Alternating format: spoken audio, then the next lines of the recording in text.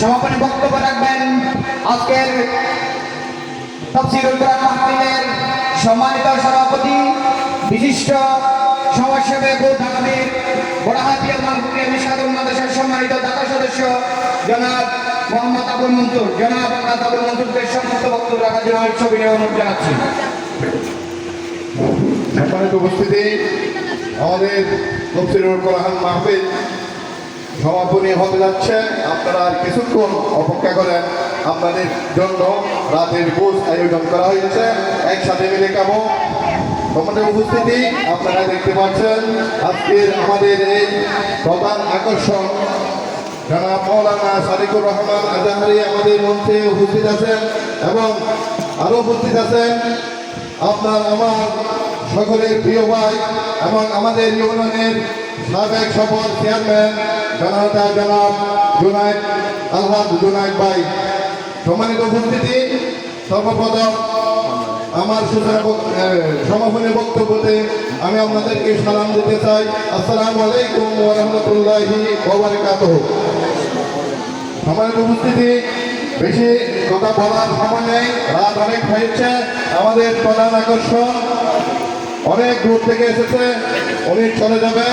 উপস্থিতি, আমার এই মঞ্চে দাঁড়িয়ে আমি আমার এলাকার যুবক এবং তরুণ ভাইদেরকে সম্মান এবং কৃতজ্ঞতা জানাচ্ছি। এই কারণে আমাদের এই এলাকার গ্রিন সোসাইটি নামের একটা সংগঠন তোমাদের ঐক্য, তোমাদের প্রচেষ্টায় আমাদের এই এলাকাকে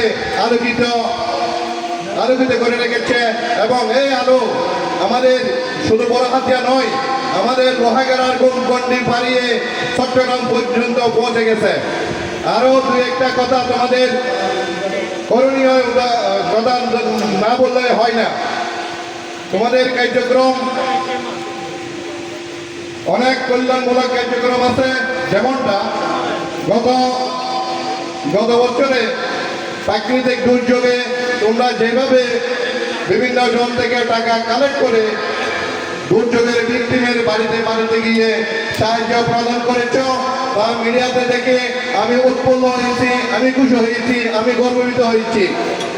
প্রিয় এলাকার যুবক ও তরুণ ভাইরা, তোমাদের সংগঠন, তোমাদের আশা, তোমাদের আকাঙ্ক্ষা আল্লাহ তাআলা অবশ্যই কবুল করবে, কেননা তোমরা কল্যাণমূলক কাজে নিয়োজিত আছো এবং তোমরা এই কল্যাণমূলক কাজে লেগে থাকো। ইনশাআল্লাহ সহায়ক হিসেবে আমরা আছি এবং আমার এলাকার প্রবীণ মুরব্বী ও ধন্যাঢ্য ব্যক্তিদেরকে আমি অনুরোধ করব, আমার এলাকার তরুণ ভাইরা, আমার এলাকার যুবক ভাইরা তাদের টার্গেট ফিল আপ করতে গিয়ে আপনাদের শরণাপন্ন হবে এবং আপনারা বিরক্ত বোধ করবেন না। আপনাদের মনের কালো মেঘের চাইয়া দিয়ে তাদেরকে অন্ধকারে রাখবেন না,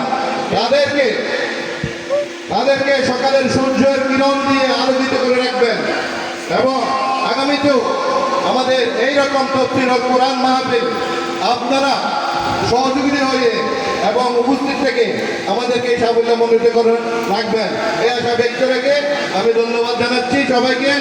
আল্লাহ হাফেজ। আলহামদুলিল্লাহ, সুম্মা আলহামদুলিল্লাহ। এ পর্যায়ে